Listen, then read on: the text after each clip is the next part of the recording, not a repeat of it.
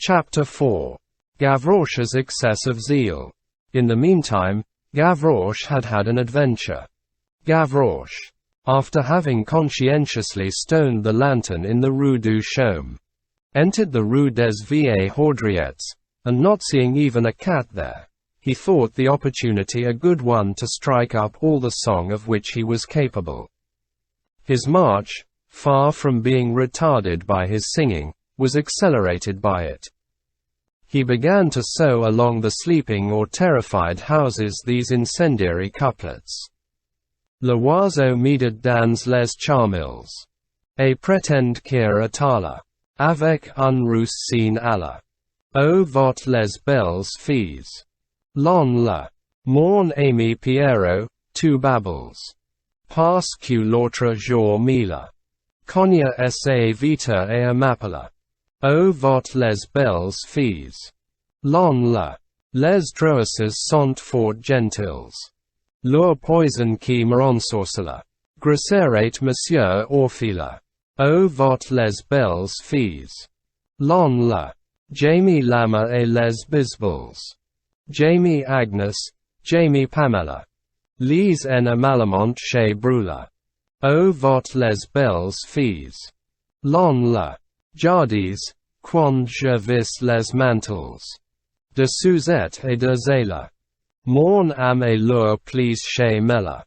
O vot les belles filles. L'on la. Amour, quand dans l'ombre o tu brilles. Tu coiffes de roses Lola. Je me damnerais pour cela. O vot les belles filles. L'on la. Jean est un miroir tu t'habilles. Mon cœur un beau jour s'envola. Je criche que c'est Jean qui l'a. O vot les belles filles. L'on la. Le soir, en sortant des quadrilles. Je montre aux étoiles stella. Et je leur dis. Regardez-la.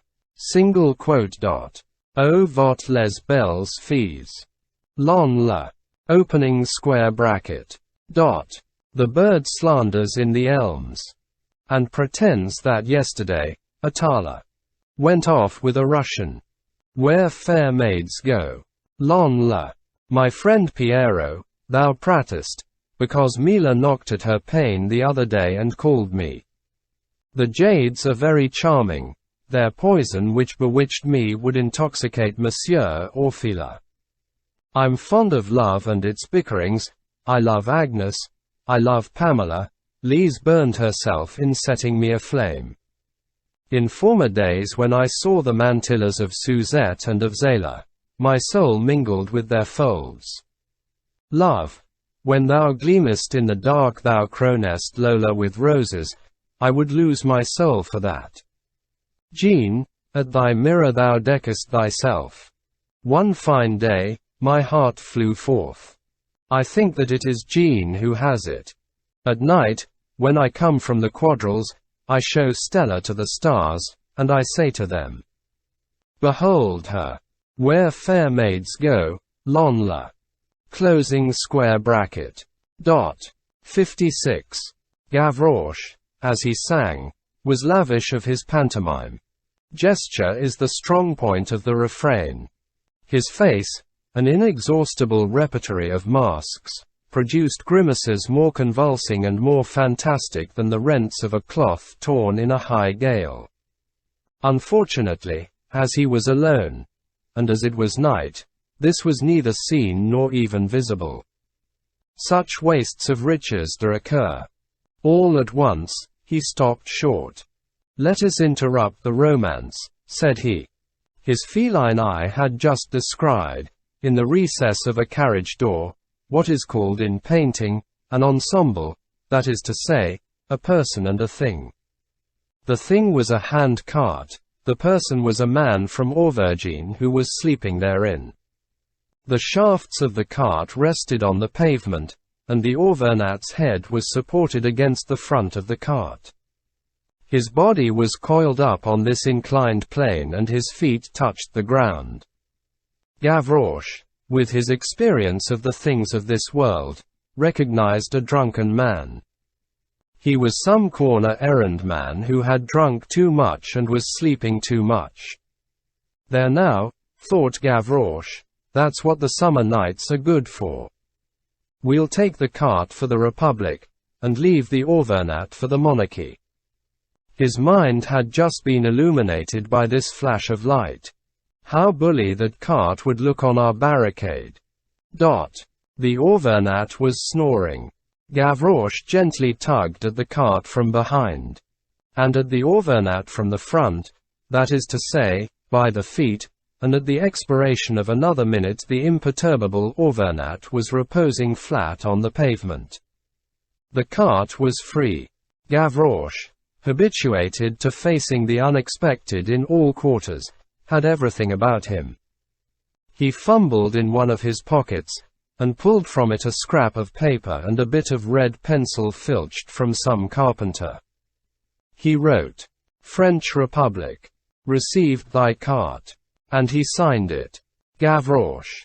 That done, he put the paper in the pocket of the still snoring Auvergnat's velvet vest, seized the cart shafts in both hands, and set off in the direction of the Halles, pushing the cart before him at a hard gallop with a glorious and triumphant uproar. This was perilous. There was a post at the royal printing establishment.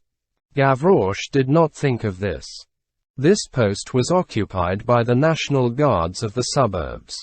The squad began to wake up, and heads were raised from camp beds. 2 street lanterns broken in succession, that ditty sung at the top of the lungs. This was a great deal for those cowardly streets, which desire to go to sleep at sunset, and which put the extinguisher on their candles at such an early hour. For the last hour, that boy had been creating an uproar in that peaceable arrondissement, the uproar of a fly in a bottle. The sergeant of the banlieue lent an ear. He waited. He was a prudent man. The mad rattle of the cart filled to overflowing the possible measure of waiting, and decided the sergeant to make a reconnaissance. "There's a whole band of them there," said he. "Let us proceed gently." It was clear that the hydra of anarchy had emerged from its box and that it was stalking abroad through the quarter. And the sergeant ventured out of the post with cautious tread.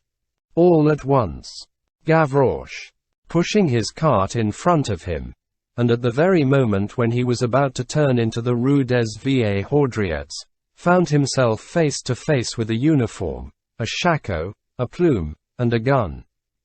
For the second time, he stopped short. "Hello," said he, "it's him. Good day, public order." Gavroche's amazement was always brief and speedily thawed. "Where are you going, you rascal?" shouted the sergeant. "Citizen," retorted Gavroche, "I haven't called you bourgeois yet. Why do you insult me? Where are you going, you rogue?" "Monsieur," retorted Gavroche, "perhaps you were a man of wit yesterday, but you have degenerated this morning. I ask you, where are you going, you villain?" Gavroche replied, "You speak prettily. Really, no one would suppose you as old as you are. You ought to sell all your hair at 100 francs apiece. That would yield you 500 francs. Where are you going? Where are you going? Where are you going, bandit?" Gavroche retorted again. "What villainous words! You must wipe your mouth better the first time that they give you suck." The sergeant lowered his bayonet. "Will you tell me where you are going, you wretch?" "General," said Gavroche, "I'm on my way to look for a doctor for my wife who is in labor." "To arms!" shouted the sergeant. The masterstroke of strong men consists in saving themselves by the very means that have ruined them.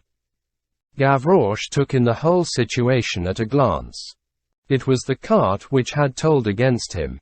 It was the cart's place to protect him.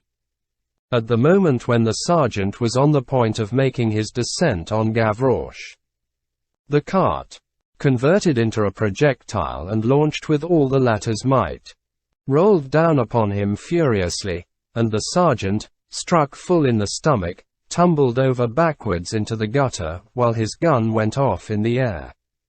The men of the post had rushed out pell-mell at the sergeant's shout. The shot brought on a general random discharge, after which they reloaded their weapons and began again. This blind man's buff musketry lasted for a quarter of an hour and killed several panes of glass. In the meanwhile, Gavroche, who had retraced his steps at full speed, halted 5 or 6 streets distant and seated himself, panting, on the stone post which forms the corner of the enfants-rouges. He listened. After panting for a few minutes, he turned in the direction where the fusillade was raging, lifted his left hand to a level with his nose and thrust it forward 3 times, as he slapped the back of his head with his right hand. An imperious gesture in which Parisian street urchindom has condensed French irony, and which is evidently efficacious, since it has already lasted half a century. This gaiety was troubled by one bitter reflection. "Yes," said he, "I'm splitting with laughter, I'm twisting with delight, I abound in joy. But I'm losing my way, I shall have to take a roundabout way. If I only reach the barricade in season." Thereupon he set out again on a run. And as he ran, "Ah, by the way, where was I?" said he.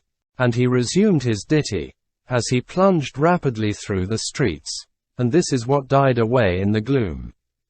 Mais il reste encore des Bastilles.